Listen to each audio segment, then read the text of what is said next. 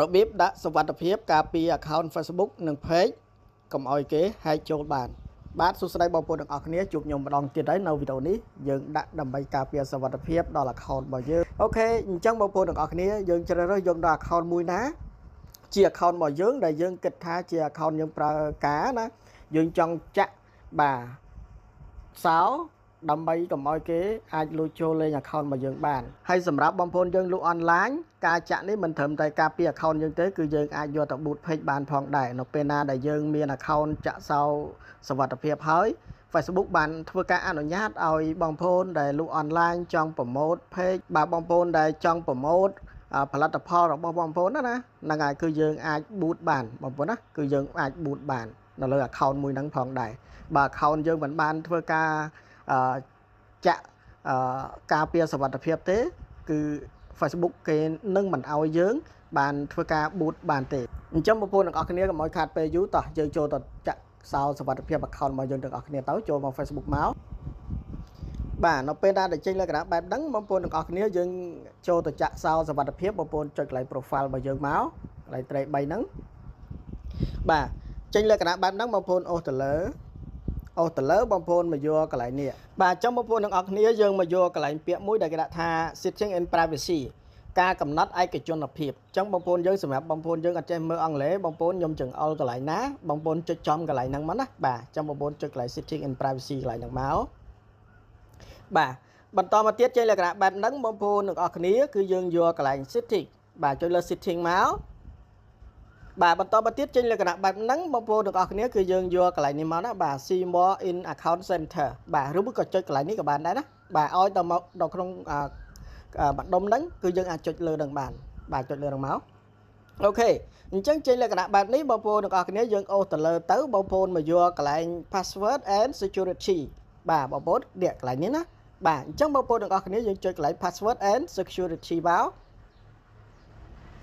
អូខេអញ្ចឹងបងប្អូនទាំងអស់គ្នាគឺយើងចេញលក្ខណៈបែបនេះបងប្អូនមកមើលកន្លែងនេះគេដាក់ថា two factor បងប្អូនណាបាទអញ្ចឹងបងប្អូនរួមមើលកន្លែងពាក្យថា two factor បងប្អូនចូលមកហ្នឹងណាបាទអញ្ចឹងបងប្អូនចុចចំកន្លែងហ្នឹងមកបាទអូខេចេញលក្ខណៈបែបហ្នឹងបងប្អូនទាំងអស់គ្នាគឺយើងចុចលើ account របស់យើងហ្នឹងមកបាទបន្តមកទៀតចេញលក្ខណៈបែបហ្នឹងបងប្អូនយើងធ្វើការវាយ password account Facebook របស់យើងមកបងប្អូនណាបាទគេទាមទារឲ្យយើងវាយ password account Facebook របស់យើងទើបអាចចូលទៅចាក់សោបានណាបាទអញ្ចឹងបងប្អូនទាំងអស់គ្នាយើងវាយមកលេខ password របស់ account របស់យើងមានលេខប្រហែលយើងវាយចូលមកណាបាទនៅពេលណាដែលខ្ញុំបានធ្វើការវាយ password រួចហើយបងប្អូនទាំងអស់គ្នាអញ្ចឹងអ្នកទាំងអស់គ្នាគឺយើងនេះមកបាទចុចពាក្យថា continue បងប្អូនណាពេលណាដែលយើងវាយ password ហើយចុច continue មកបាទបន្តមកទៀតជាលក្ខណៈបែបហ្នឹងបងប្អូនទាំងអស់គ្នាគឺយើងយកកន្លែង text message បងប្អូនណាបាទអញ្ចឹងអ្នកទាំងអស់គ្នាគឺយើងយកកន្លែង text message មកបាទនៅពេលណាដែលយើងយកកន្លែង text message ហើយបងប្អូនទាំងអស់គ្នាគឺយើងធ្វើការចុច next មកបាទបងប្អូនណាយើងចុច next មកនៅពេលណាដែលយើងចុច next ហើយចេញលក្ខណៈបែបនេះបងប្អូនទាំងអស់គ្នាអញ្ចឹងបងប្អូនមើលលេខទូរស័ព្ទរបស់បងប្អូនហ្នឹងហើយកតុយដូចថាលេខទូរស័ព្ទរបស់ខ្ញុំកតុយ53អញ្ចឹងហ្នឹងហើយអញ្ចឹងលេខទូរស័ព្ទរបស់ខ្ញុំកតុយ53អញ្ចឹងបងប្អូនមើលទៅថាអានេះជាលេខទូរស័ព្ទរបស់បងប្អូនអត់ហើយអានេះយើងត្រូវដឹងណាត្រូវប្រកាសថាអានេះគឺជាលេខទូរស័ព្ទរបស់យើងដែលយើងនៅប្រើប្រាស់បងប្អូនណាបាទតិចលោលេខយើងអត់ប្រើប្រាស់យើងធ្វើអត់កើតទេណាបាទអញ្ចឹងយើងលេខហ្នឹងយើងជឿជាក់ថាលេខហ្នឹងប្រកាសជាយើងហើយលេខរបស់យើងហើយបាទកតុយអញ្ចឹងលេខរបស់ខ្ញុំកតុយ53អញ្ចឹងនៅពេលណាដែលយើងថេកយកកន្លែងហ្នឹងហើយបងប្អូនអរគ្នាចុច next មកនៅពេលណាដែលខ្ញុំចុច next ហើយចេញលក្ខណៈបែបនេះគេនឹងផ្ញើសារទៅលេខកូដរបស់យើងទៅលេខទូរស័ព្ទរបស់យើងលេខទូរស័ព្ទយើងហ្នឹងគេផ្ញើទៅណាបាទនេះគេផ្ញើទៅលេខយើងដែលមាននេះដូចថាគេលេខទូរស័ព្ទរបស់ខ្ញុំនេះ53នេះគេផ្ញើទៅកតុយ53របស់ខ្ញុំអញ្ចឹងខ្ញុំយកលេខកូដយកមកវាយចូលនៅកន្លែងហ្នឹងមកបន្តមកទៀតគឺខ្ញុំចុច next បងប្អូនណាបាទយើងចុច next មកបាទបន្តមកទៀតចេញលក្ខណៈបែបនេះបងប្អូនទាំងអស់គ្នាយើងចុចខ្វែងបាទនៅពេលណាដែលចុចខ្វែងបងប្អូនចេញលក្ខណៈបែបនេះអញ្ចឹងបងប្អូនទាំងអស់គ្នាបើសិនជាអ្នកទាំងអស់គ្នាបានបង្កើត Facebook យើងដាក់លេខផងយើងដាក់ email ផងអញ្ចឹងវាចេញបែបនេះបាទនៅពេលណាដែលចេញបែបនេះគេផ្ញើលេខកូដទៅ email អញ្ចឹងអ្នកទាំងអស់គ្នាយើងចូលទៅ email របស់យើងទៅបាទចូលទៅ email មកទៅយកលេខកូដដែលគេផ្ញើទៅ email របស់យើងដែលយើងបានភ្ជាប់ហ្នឹងយើងយកមកវាយចូលនៅកន្លោននេះបាទបន្តមកនៅពេលណាដែលយើងវាយហើយវាយលេខកូដហើយបងប្អូនចុច continue មកបាទ ចុច continue បាទនៅពេលណាដែលយើងចុច continue បងប្អូនទាំងអស់គ្នាគឺកន្លែងនេះ True Factor នេះបានន័យថាយើងគេបានចាក់មុខងារនឹងឲ្យយើងហើយបងប្អូនណាការពារសុវត្ថិភាពនៅ account របស់យើងហ្នឹងណាបាទចាំបងប្អូនយើងចុចដានមកណាបាទចុចដានមក